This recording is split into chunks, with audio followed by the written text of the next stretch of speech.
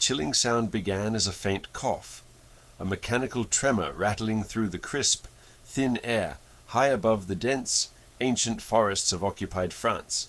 It was a sound that made every nerve ending prickle, a precursor to dread. Then, the rhythmic thrum of the single-engine reconnaissance plane grew increasingly erratic, sputtering, choking, fighting against an unseen enemy within its own metallic heart. A sickening grind, a final, desperate gasp, and then silence. Absolute, terrifying silence, broken only by the whistling wind rushing past the plummeting fuselage. Inside the rapidly descending metal bird, Captain Michael "Mike" Riley, a name synonymous with audacious precision in the Allied ranks, braced himself. His jaw was set, a familiar grim determination etched on his features. Mike was a pilot forged in the crucible of countless missions over hostile skies, his reputation for daring and unwavering commitment preceding him like a shadow.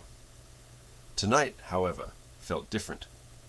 He was alone, deep behind enemy lines, carrying intelligence that could turn the tide of a crucial European campaign. The fate of potentially thousands rested on his shoulders, a weight he carried with quiet resolve, often masking it with a wry smile or a quick, encouraging word to his ground crew back home. He was a man of steel and focus, yet even in moments of extreme peril, the mind could wander. A fleeting image, sharp and vivid, cut through the adrenaline. The gentle curve of his wife, Sarah's smile, the warmth of her hand in his, the scent of fresh-baked apple pie wafting from their small kitchen cottage in rural Ohio. He'd promised he'd be home for Christmas, a promise that now felt impossibly distant, a fragile whisper against the roar of his failing aircraft. He clutched the controls, his knuckles white, attempting to coax one last dying breath from the engine, but it was useless. The altimeter spun wildly, and the forest canopy, a dark, unforgiving expanse of pine and oak, rushed up to meet him with terrifying speed. Just moments before the engine's final surrender, a sudden, concussive jolt had ripped through the fuselage. Anti-aircraft fire. Unexpected. Unseen.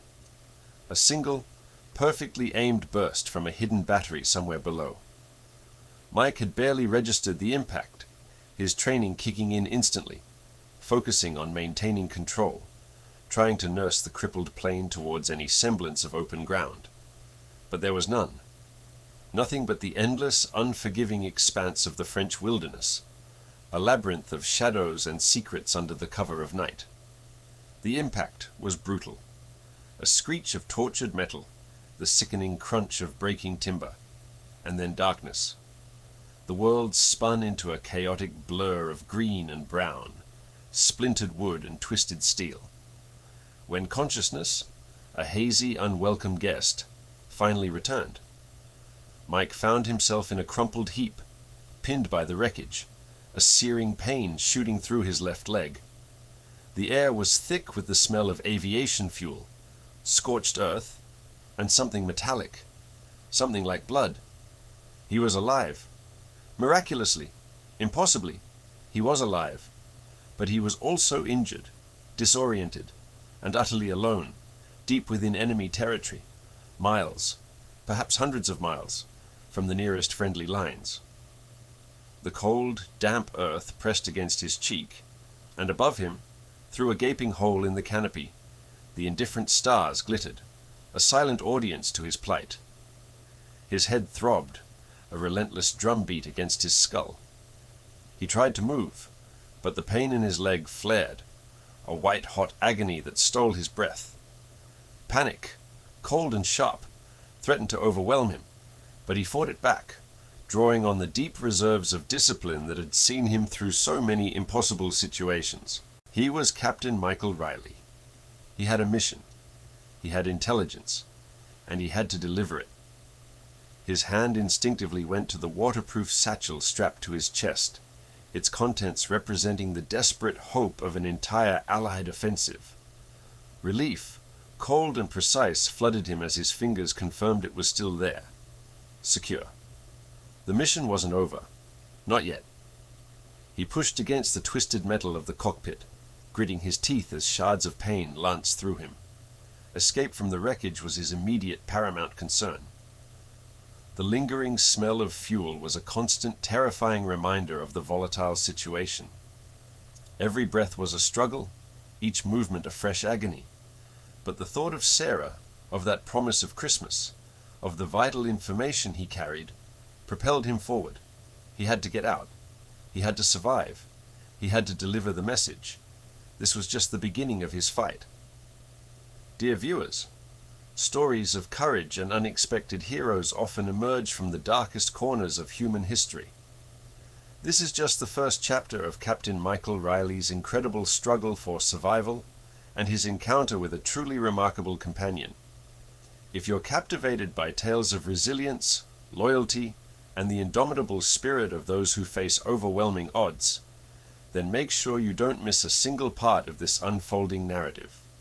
Hit that subscribe button and ring the notification bell so you're alerted the moment the next installment drops. You won't want to miss how this story continues. The sharp, biting cold clawed at Mike's exposed skin, a constant nagging torment that mirrored the throbbing pain in his side. He pushed himself to rise, each movement a fresh agony as splintered ribs protested fiercely. His uniform, now a tattered mess of mud and torn fabric, offered little warmth against the encroaching night.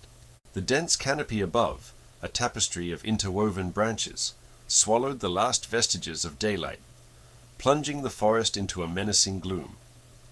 Every rustle of leaves, every snap of a twig, sent a jolt of adrenaline through his already frayed nerves, triggering images of lurking enemy patrols. He was deep behind enemy lines, a lone American pilot, a speck of vulnerability in a vast, hostile wilderness. His reconnaissance mission, so vital just hours ago, now seemed a distant, cruel joke. The intelligence he carried, once his primary focus, was secondary to the primal need for survival. Thirst parched his throat, mimicking the burning in his chest. Hunger gnawed relentlessly, a hollow ache that distracted from his injuries. He stumbled forward, driven by an instinct more than any conscious thought, the uneven terrain a constant challenge to his compromised balance. The unfamiliar sounds of the French countryside, so picturesque in pre-war postcards, now amplified his isolation and fear. Memories of his small farm back home in Iowa flickered through his mind. The smell of freshly turned earth, the comforting lowing of cattle, the unwavering gaze of his wife, Sarah. Oh, Sarah. Her image, a beacon of warmth and hope, was the only thing preventing him from succumbing to the encroaching despair. He had promised her he would return, a promise that felt increasingly fragile with each labored breath. The weight of his mission, the lives that depended on the information he carried, pressed down on him with suffocating force. He couldn't fail, not now, not after everything. Meanwhile, a scruffy, medium-sized sheepdog named Bo trotted through the same ancient woods, his nose to the ground, a symphony of scents guiding his path. Bo wasn't like the other village dogs. He was a creature of habit and instinct, preferring the quiet solitude of the forest to the bustling activities of human settlements, though he tolerated the kind old woman who occasionally left him scraps by her cottage door. His coat, a mottled mix of gray and brown, blended seamlessly with the undergrowth, a testament to his independent, often solitary existence. He was known for his uncanny ability to track small game, his keen senses almost legendary among the few who knew of his solitary foraging. Today, however, something was different. A strange, unfamiliar scent, metallic and smoky, mingled with the usual earthy aromas of the forest floor. It was a scent that spoke of unusual activity, a disruption in the natural order he so keenly observed. His ears pricked, his tail, usually held low, now twitched with an alert curiosity. Following the intriguing new scent, Bo moved with a silent, purposeful grace through the shadowed woods. He bypassed a well-worn deer trail, drawn instead towards a patch of thicker brush, his natural wariness of humans momentarily overridden by an overwhelming curiosity. He had smelled remnants of human presence before. Hunters, woodcutters. But this was different, more intense, laced with something akin to distress. As he rounded a cluster of ancient oak trees, the sight that met his eyes was startling. Twisted metal glistened dully in the fading light. Shards of it scattered amidst scorched earth and broken branches. A small, single-engine plane, or what remained of it, lay mangled and broken, an impossible intrusion in his peaceful domain. Bo paused, his body tensing, a low growl rumbling deep in his chest. He circled cautiously, his intelligent eyes scanning the wreckage, processing the anomaly. Then he saw him. A figure, barely discernible against the darkening ground, lay slumped near the crumpled fuselage. It was a man, and he was undeniably injured. The scent of blood, faint but definite, reached Bo's sensitive nostrils, triggering a complex mix of alarm and a strange, nascent empathy. Slowly, tentatively, Bo approached, his steps measured and soft. He stopped a few feet away, his gaze fixed on the motionless pilot. Mike, his eyes half closed, felt the shift in atmosphere before he saw anything. A shadow fell over him, then a warm, living presence. He stirred, pain lancing through him as he forced his eyes open. Blurred at first, the image sharpened into the head of a scruffy dog, its intelligent eyes regarding him with an unsettling intensity. Mike flinched, a jolt of alarm piercing through his delirium. Was it a wolf? Had he truly lost his mind? He tried to push himself up, but a wave of dizziness washed over him, forcing him back down. The dog didn't move, just watched, its head cocked slightly. There was no aggression in its stance, only a profound, almost ancient curiosity. As the initial panic receded, replaced by the persistent ache of his injuries, a strange sense of comfort began to seep in. The dog's presence, though unexpected, was a living, breathing warmth in the cold, desolate wilderness. He was not entirely alone. The thought, a small spark in the overwhelming darkness, brought with it a fragile, unexpected solace. Bo, sensing the human's vulnerability, took another tentative step closer, his tail giving a tiny, almost imperceptible wag. He lowered his head, his dark eyes still fixed on the battered pilot, a silent, watchful sentinel in the deepening gloom.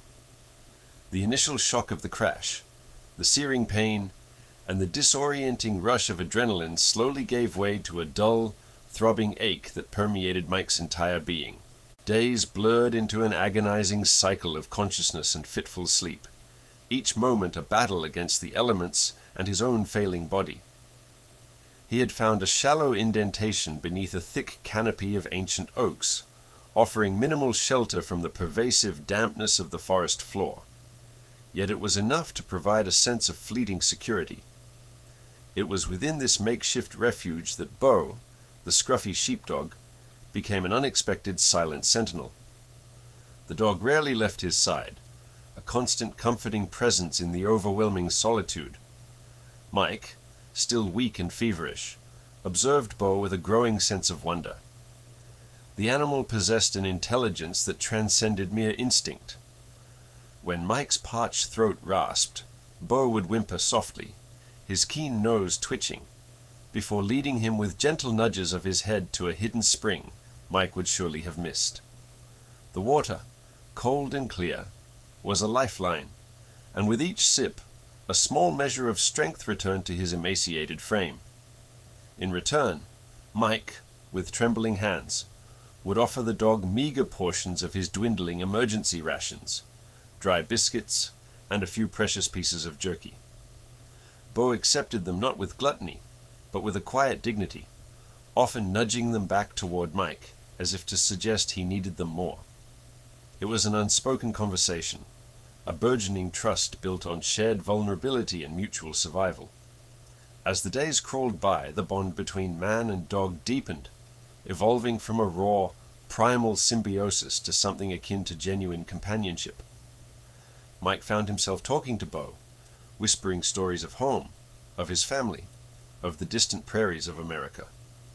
The dog would listen, his intelligent eyes fixed on Mike's face, occasionally letting out a soft sigh, as if understanding every word.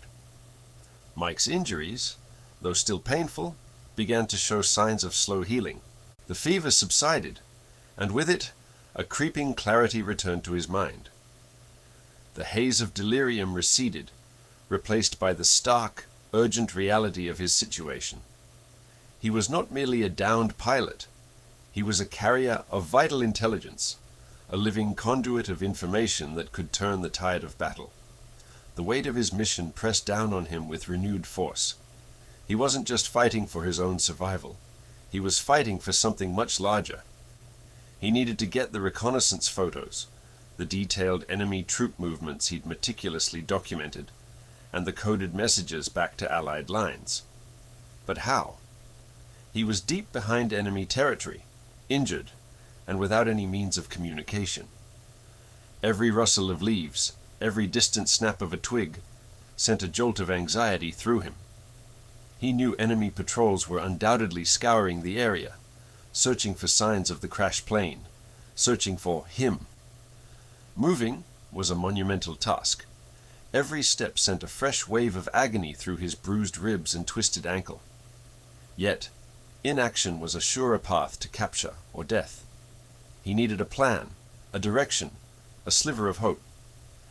One afternoon, as Mike drifted in and out of consciousness, Bo became restless. The dog whimpered, nudging Mike's hand with his wet nose, then trotted back to the crash site, which was now little more than a mangled heap of metal and debris, partially obscured by overgrown foliage. Mike watched, his mind still groggy, as Bo began to sniff intently around a particularly scorched section of the wreckage. The dog pawed at something half buried under a twisted piece of fuselage, his tail wagging with an unexpected excitement. Curiosity, overriding his pain, spurred Mike to action.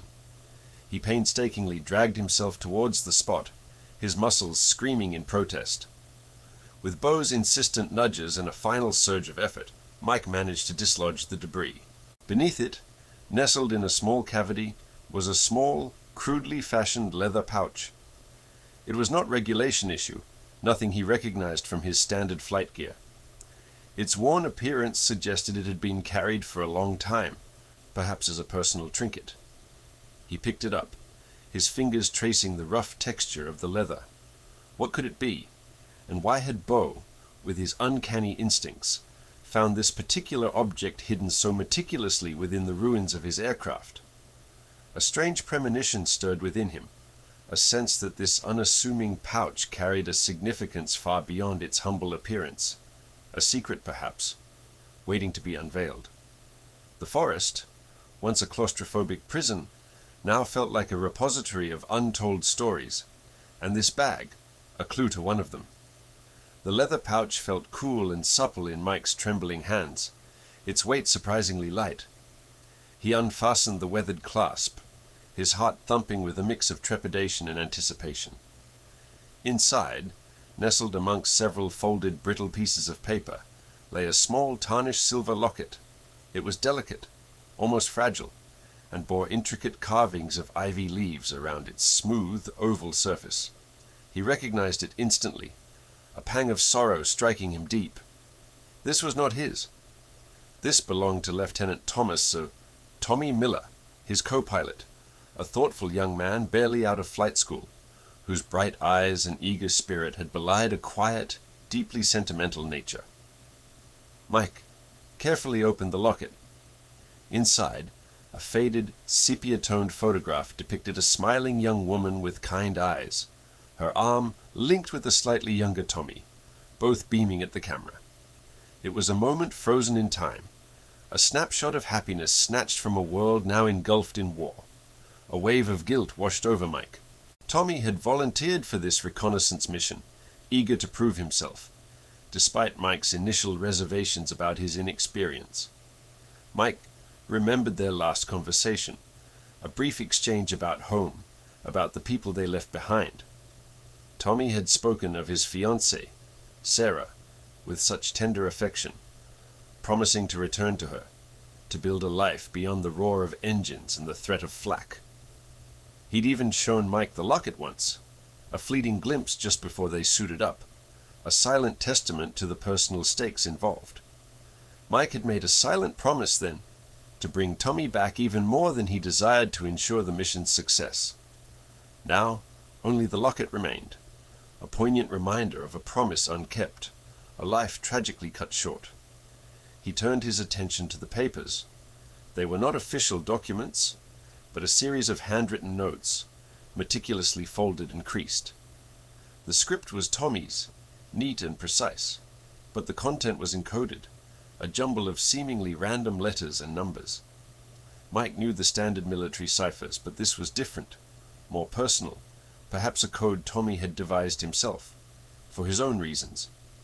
He suspected it might contain messages for Sarah, something private he wished to protect. The locket and these notes transformed Mike's mission from a purely strategic objective into something deeply personal. Delivering the intelligence was crucial, but now, ensuring these personal items reached Tommy's fiancée felt equally imperative, a final act of devotion to a fallen comrade. As he pondered the intricacies of Tommy's secret code, a new, more immediate threat pushed its way to the forefront of his mind. The subtle sounds of the forest, which had once been a comforting backdrop, now seemed to carry a sinister undertone. A rustling in the distance, a snapped twig that was too deliberate to be an animal, the faint murmur of voices carried on the wind. The enemy patrols were drawing nearer. Mike could feel it, an instinct honed by years of flying over hostile territory, a primal awareness of danger. Bo, too, sensed the shift. The dog's ears twitched, his head low, a soft growl rumbling in his chest. His posture was no longer one of relaxed alertness, but of coiled tension. They had been discovered, or at least the search was intensifying. Mike quickly resecured the locket and notes in the pouch, tucking it inside his flight jacket for safekeeping. He needed to move, and fast. The dense foliage that had offered concealment now felt like a claustrophobic trap, every shadow a potential hiding place, but also a potential ambush point. He grabbed his meager supplies, wincing as he put weight on his injured ankle. Bo nudged his hand, then moved to the front, casting wary glances into the deeper woods. The forest floor, normally a soft bed of leaves and moss, now felt like a minefield of potential noise, every step a risk. They pushed deeper into the wooded expanse, moving away from the immediate vicinity of the crash site, hoping to outmaneuver their pursuers. The terrain became increasingly challenging. Thick undergrowth clawed at their clothes. Thorny bushes snagged at their progress. An uneven ground threatened to send Mike tumbling. His lungs burned, his muscles screamed in protest, but the image of Tommy's fiancée, waiting for news, spurred him onward. He imagined the look in her eyes if he could deliver just this one small piece of her beloved back to her. He tried to remain quiet, but his heavy breathing and the occasional scrape of his boots on rocks seemed to echo deafeningly in the oppressive silence of the forest. Bo, however, moved with an almost ethereal grace, a shadow flitting between trees, his keen nose constantly sampling the air, his eyes scanning for movement. At one point, Mike paused, gasping for breath, shielded by a cluster of gnarled oaks. He pulled out a small circular signal mirror from his survival kit. He angled it towards a patch of open sky, hoping to catch the reflection of sunlight, a desperate, almost futile attempt to signal an Allied reconnaissance plane, though he knew the chances were astronomically low in this heavily controlled airspace. He flashed it several times, a silent plea for rescue, but the vast blue expanse remained indifferent, empty of any sign of friendly wings. The futility of the gesture settled heavily upon him, extinguishing a flicker of hope. He was truly alone, save for Bo. He knew he couldn't stay hidden in the wilderness indefinitely. His supplies were dwindling rapidly. He needed food, medical attention, and most importantly, a way to deliver his intelligence. He remembered snippets of pre-mission briefings, hushed rumors of small isolated villages known to harbor resistance sympathizers. These villages were often deep within enemy territory, operating under the very noses of the occupiers, a network of defiance woven into the fabric of daily life. One village, in particular, had been mentioned, a small hamlet several days' walk to the southeast, nestled in a valley carved by a winding river. It was a long shot, a dangerous gamble, but it was his only option. He had to reach it. The forest, once his reluctant sanctuary, was quickly becoming a dangerous labyrinth from which he desperately needed to escape. He looked at Bo, who returned his gaze with unwavering loyalty. The journey ahead would be perilous, but with this steadfast companion by his side, Mike felt a renewed, albeit fragile, sense of purpose. He began to move again, one painful step after another, deeper into the unknown, towards the rumored haven. The pouch, small and insignificant in his hand, held more than just a secret. It held a renewed sense of purpose. Its discovery had jolted Mike from the lethargy of his injuries, igniting a spark of determination he hadn't felt since the crash. The journey ahead was daunting, a perilous trek through enemy-occupied territory, but the thought of reaching the rumored resistance village, a beacon of hope several days away, fueled his resolve. He and Bo, now an inseparable duo, would embark on this dangerous quest together. Their departure was quiet, a mere whisper in the vast, indifferent forest. Mike leaned heavily on a makeshift crutch fashioned from a sturdy branch, his injured ankle throbbing with every uneven step. Bo, ever vigilant, trotted slightly ahead, his nose to the ground, ears twitching, constantly scanning their surroundings. The dog was more than just a companion. He was Mike's early warning system, his silent sentinel. More often than not, Bo would stop abruptly, a low growl rumbling in his throat, or freeze, ears erect, indicating movement or an unusual scent long before Mike's human senses could register anything amiss. These subtle cues became invaluable, allowing Mike to duck behind cover, to alter their path, or to simply hold still and listen, often saving them from potential encounters with unseen patrols.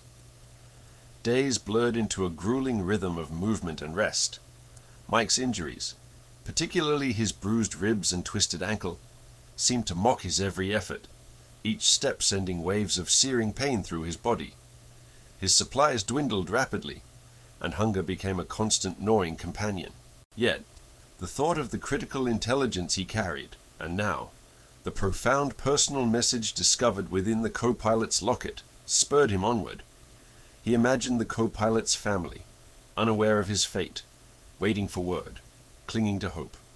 That personal connection, the human story intertwined with the military objective, added a layer of urgency and emotional weight to his mission. Giving up was not an option.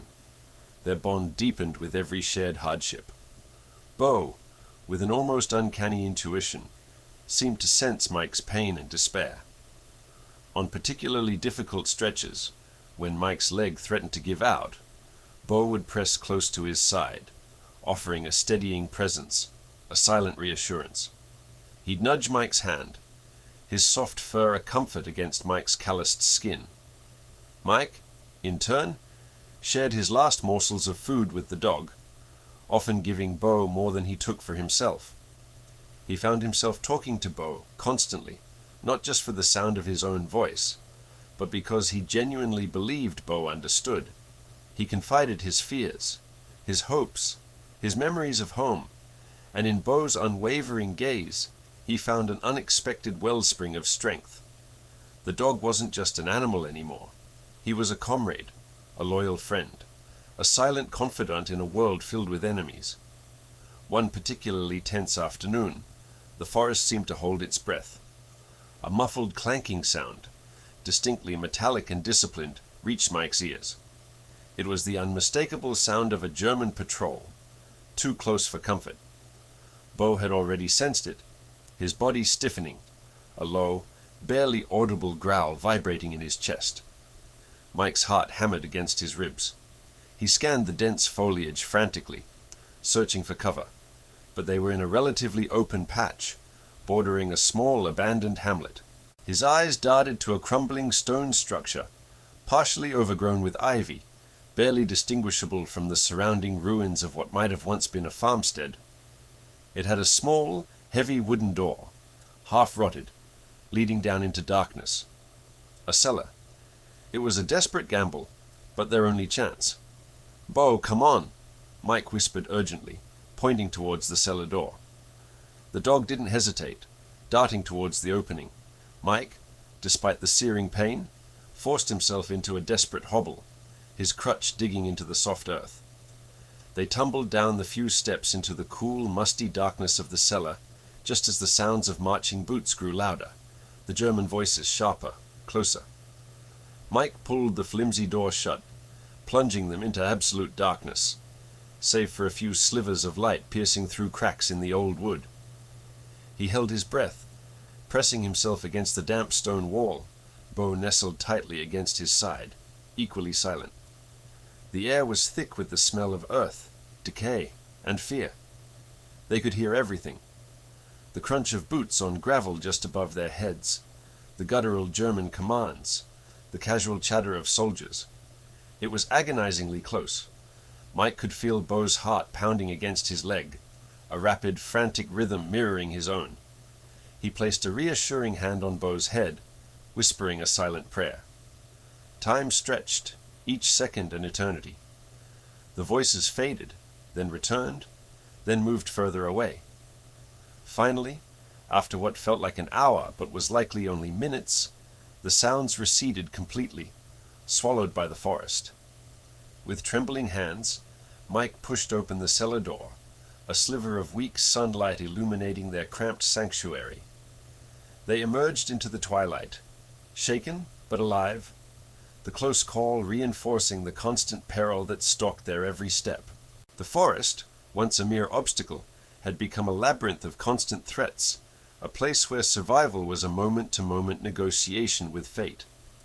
Yet, through it all, Bo remained by his side, an unwavering presence, a silent testament to an extraordinary bond forged in the crucible of war. The incident, terrifying as it was, only solidified Mike's conviction that Bo was not just helping him survive, but was actively protecting him, somehow anticipating dangers and guiding him with an intelligence that defied explanation. Their destination, the resistance village, felt both impossibly distant and tantalizingly close, a promise glimmering faintly in the deepening gloom. The small leather pouch, now clutched tightly in Mike's trembling hand, felt surprisingly heavy, not with physical weight, but with the unspoken stories it promised to reveal.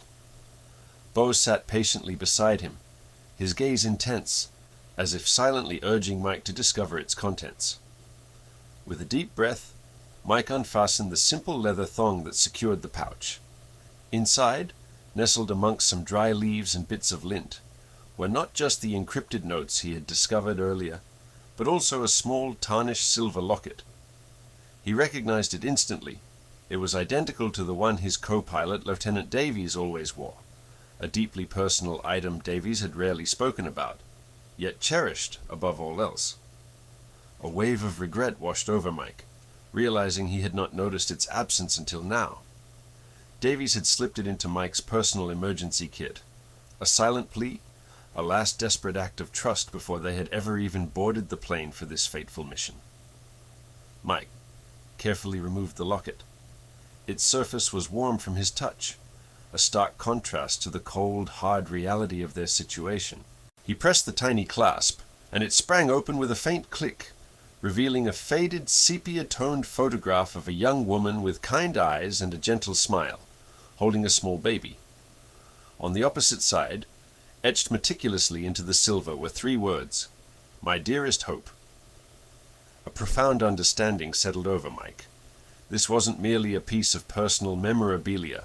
It was a testament to the lives Davies had left behind, the very core of his motivation, his reason for fighting. As Mike closed the locket, his eyes fell upon the encrypted notes. He had initially dismissed them, assuming them to be part of the operational intelligence he was already carrying. Now, He felt a pull to re-examine them. He recognized the cipher, a relatively simple substitution code they sometimes used for non-critical personal communications between pilots on long missions. His fingers, still stiff from his injuries, fumbled with the edges of the paper, unfolding the carefully penned words. The first few lines were indeed military data, confirming troop movements and supply lines, precisely what he needed to deliver. But then, as he continued to decode, the tone shifted. Beneath the sterile military intelligence lay a second, far more intimate message. It was from Davies to his wife, Eleanor, and their infant daughter, Lily. Davies spoke of his love, his unwavering devotion, and his dreams for their future. He wrote of the beauty of their home, the scent of Eleanor's perfume, the sound of Lily's laughter. He spoke of his determination to return, to hold them again, to watch Lily grow. It was a message woven with threads of deep affection and enduring hope, a heartbreaking confession of a man facing the ultimate sacrifice, yet clinging fiercely to the promise of reunion. Mike's throat tightened. This wasn't just intelligence, it was a will, a final testament, a plea from a fallen comrade to ensure his last words reached his family. The immense weight of this responsibility settled upon Mike's shoulders, heavier than any physical burden. He wasn't just delivering military secrets, he was delivering a piece of a soul, a legacy of love. He promised himself, right then and there, that he would see this through, no matter the cost. Davies's sacrifice would not be in vain, and his final words would find their way home. The thought propelled him forward with renewed determination. He carefully tucked the locket and the decoded message back into the pouch, securing it inside his shirt, close to his heart. Bo, sensing the shift in Mike's resolve, nudged his hand, a silent affirmation. Their journey continued, marked by the slow, painful progress through the dense undergrowth. Mike's ankle throbbed with every step, and his energy waned quickly, but the images of Eleanor and Lily, and Davies's poignant words, fueled his will. Weeks blurred into a relentless cycle of cautious movement, desperate foraging, and constant vigilance against the unseen enemy. Rain lashed down relentlessly one day, turning the earth into clinging mud, making every ridge and ravine a treacherous obstacle. They were soaked to the bone, shivering, and profoundly weary, when through a break in the trees, Mike spotted it, the faint outline of an abandoned farm. It was a dilapidated structure, weathered by years of neglect, its windows shattered, its roof partially collapsed, but it stood like a beacon of hope on the periphery of a small, forgotten hamlet. The farm offered immediate shelter, a temporary reprieve from the incessant rain and the cold. As they approached, Bo grew agitated, his low growls rumbling in his chest. His tail, usually held high, drooped slightly, and his ears twitched, scanning the silent, empty landscape. He sniffed at the air, his nose working furiously, then tugged at Mike's trousers, pulling him towards the old barn. The barn itself was a skeletal remains of what it once was, a jumble of rotting wood and rusted metal tools. But Bo seemed fixated on a specific section of the wall, near a pile of old hay. He whined softly, pawing at the dusty boards, his urgency palpable. Mike, though exhausted, trusted the dog implicitly now. He pushed aside the hay, revealing a loose plank. With a grunt, he pried it open, revealing a cleverly hidden compartment. Inside, shielded from the elements, lay a rolled-up piece of parchment and a small, rusted metal box. Unrolling the parchment, Mike saw a crudely drawn map. It wasn't a military map, but a detailed sketch of the local area, marked with various symbols and faint, almost invisible lines indicating escape routes and safe houses. Written in the margins, in elegant script, were a series of French phrases, coded messages, and what looked like contact names. This was a resistance network. And the metal box? He opened it to find a small, tarnished silver compass, and a single unspent rifle round. The farm, they realized, was not abandoned. It was a safe haven, a vital link in the chain of local resistance, carefully waiting to be discovered by those who knew what to look for. The presence of the map and the compass, tools for clandestine travel, confirmed it. They were on the right path, but their proximity to civilization also meant heightened risk. The glimmer of hope was real, but it was fragile, like a flickering candle in the vast enveloping darkness of enemy territory. The journey was far from over, yet the possibility of achieving his mission, for Davies, for Eleanor and Lily, now seemed within reach. The discovery of the resistance map invigorated Mike, but it also underscored the immediate danger. They were now on the very edge of the village, a nexus of both potential salvation and imminent capture. Taking a deep breath, Mike carefully folded the map, tucking it securely into his tattered uniform pocket. Bo, sensing the shift in Mike's demeanor, moved to his side, a silent, furry guardian. The sun was beginning its slow descent, casting long, eerie shadows across the deserted farm. This was their chance, perhaps their only one, to make it into the village under the cover of approaching dusk. He secured the small metal box and its contents. They moved with extreme caution, weaving through the overgrown fields that skirted the village perimeter. The distant sounds of civil life, a church bell chiming, the faint murmur of voices, the clatter of a cart, were a bittersweet symphony after weeks of oppressive silence. Each step was deliberate, every rustle of leaves a potential threat. Mike's heart hammered against his ribs, a frantic drum urging him onward. Bo, typically leading the way, now stayed closer, his head low, his senses acutely tuned to any disturbance. As they reached the first cluster of houses, their shadows lengthening into distorted giants, a sudden, sharp bark from a local dog shattered the fragile peace. Immediately, the harsh, guttural voices of German soldiers echoed from a nearby street. Mike froze, pulling Bo down behind a low stone wall.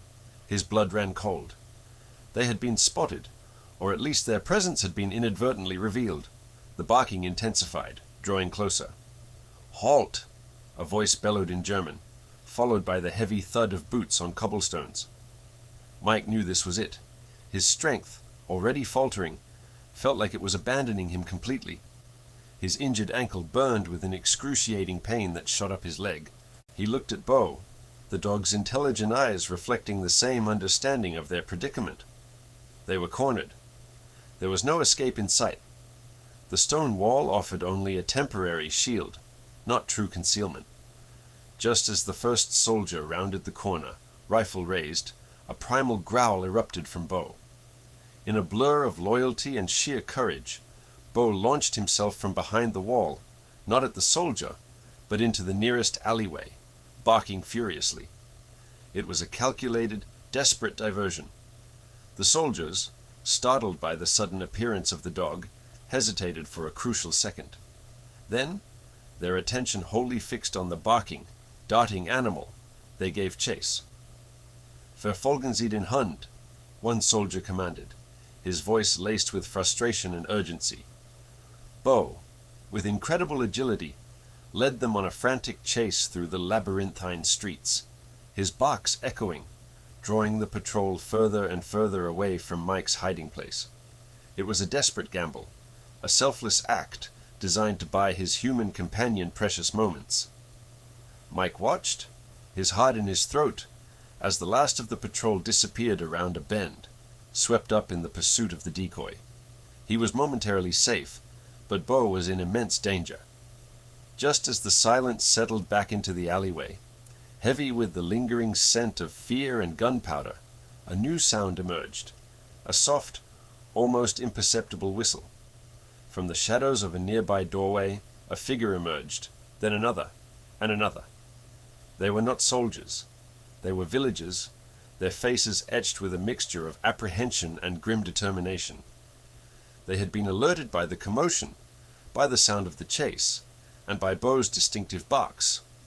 One older woman, her face wrinkled but her eyes sharp.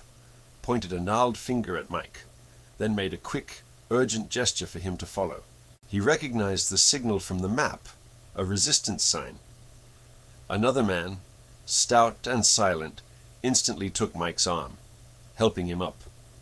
His legs nearly buckled beneath him, but the man's grip was firm, supportive. They moved swiftly, silently, guiding him through a hidden passage behind one of the houses, then into a dimly lit cellar. Inside the cellar, a small group of people waited, a hurried exchange of whispers in French. Then the older woman addressed Mike in heavily accented English. "We have been expecting you, monsieur. A coded message arrived days ago, speaking of a downed pilot, an American." She paused, her gaze softening slightly. "And it spoke of a dog. That dog, Bo. He is well known to us. He often carries our messages, small, discreet deliveries between our cells. He has a nose for trouble and a heart of gold. He came to us the day after your plane went down, agitated, distressed, leading us to believe someone was in need. We were looking for you." The revelation hit Mike with the force of a physical blow. Bo wasn't just a loyal companion.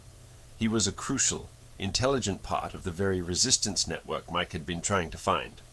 The dog's uncanny ability to detect danger, his willingness to lead, his affinity for carrying the pouch, all made perfect sense now. Bo had been more than a guide. He had been a lifeline, a living, breathing connection to the very people who could secure his mission and his survival. The villagers, members of the local resistance, now understood the full gravity of his presence and the incredible cleverness of the dog who had brought him to them. They quickly began to tend to Mike's injuries, their movements efficient, their faces grim but determined. The immediate danger had passed, but the mission, now intricately woven with Bo's fate, still lay ahead. The flickering candle of hope, tenuous yet persistent, had led Mike and Bo to the safety of the resistance network, and now, finally, to clandestine medical care. Hidden deep within the bowels of a sympathetic villager's home, Mike found not just physical respite, but a deep sense of relief. The wound in his side, though meticulously cleaned and bandaged by the resistance doctor, still ached with a dull throb, a constant reminder of his journey. But the pain was overshadowed by the quiet satisfaction of knowing his mission was nearing its completion.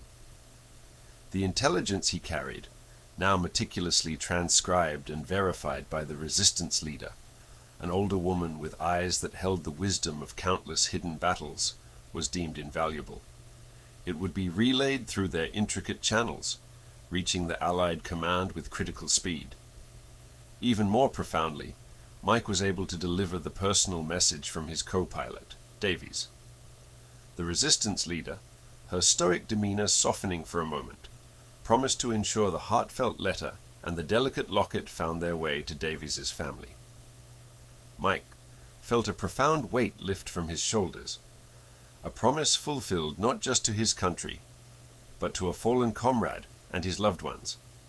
It was a testament to the unexpected human connections forged in the crucible of war, where the lines between duty and personal honor often blurred, becoming one. Bo, having miraculously evaded capture during the desperate chase, returned to the village later that evening. He appeared silently at the back door of Mike's refuge, his fur matted with grime, his eyes tired but bright with an almost human understanding. The villagers, already aware of his heroic devotion, greeted him not just as a familiar stray, but as a protector, a silent hero. Children, their faces scrubbed clean of war's dust for a moment, cautiously approached, offering scraps of food, while older men and women patted his head with genuine affection. His reunion with Mike was quiet, yet deeply moving. Bo simply rested his head on Mike's lap, a soft, contented sigh escaping him, and Mike, stroking the dog's coarse fur, felt a warmth spread through him that no amount of physical comfort could provide. It was a bond forged in shared peril, a connection that transcended species and circumstance. The days that followed were a blur of recovery and preparation, Mike, regaining his strength, learned more about the remarkable network of resistance fighters. He heard stories of their quiet bravery, their ingenious methods of communication, and their unwavering spirit in the face of brutal occupation. He also learned more about Bo's crucial role. The dog, it turned out, was not merely a loyal companion. He was a vital cog in their clandestine machinery. Bo had been trained, subtly and patiently, to carry small, rolled-up messages, tucked securely into a specially designed collar, between various isolated cells of the resistance. His independent nature and seemingly innocuous presence allowed him to move through German checkpoints unnoticed, a silent courier operating right under the enemy's nose. It explained Bo's uncanny ability to track and evade, his inherent understanding of danger, and his peculiar affinity for carrying objects. He was, in his own way, a soldier, a vital link in the chain of liberation. Finally, the day came for Mike's extraction. Under the cloak of a moonless night, guided by two silent resistance fighters, Mike began the final leg of his journey out of occupied France. The farewell to Bo was perhaps the hardest.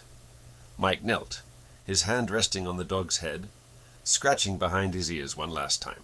"Thank you, old friend," he whispered, his voice thick with emotion. "You saved my life, and you carried more than messages." Bo looked up at him, his intelligent eyes seeming to understand every word, then nudged Mike's hand with his wet nose, a final, silent goodbye. Mike entrusted Bo to the care of the resistance leader, knowing he would be safe, cherished, and continue his vital work. Smuggled first by boat across a dark river, then by a series of concealed vehicles and safe houses, Mike eventually reached Allied lines, dirty, tired, but alive and triumphant. He carried with him not just the memory of his harrowing survival, but the profound impact of the loyal dog who had guided him through the darkest days. Bo, the scruffy sheepdog, became a symbol of hope and connection in a world torn apart by conflict. Mike often recounted his story, the tale of the dog who heard his cries in the wilderness, who led him to safety, and who, with silent bravery, carried vital information and, more importantly, carried hope for those yearning for freedom. He made sure Bo's contributions were acknowledged, a testament to the unexpected bonds forged in the crucible of war, proving that heroism could wear many forms, even that of a four-legged friend. The war would eventually end, and the world would attempt to heal its wounds.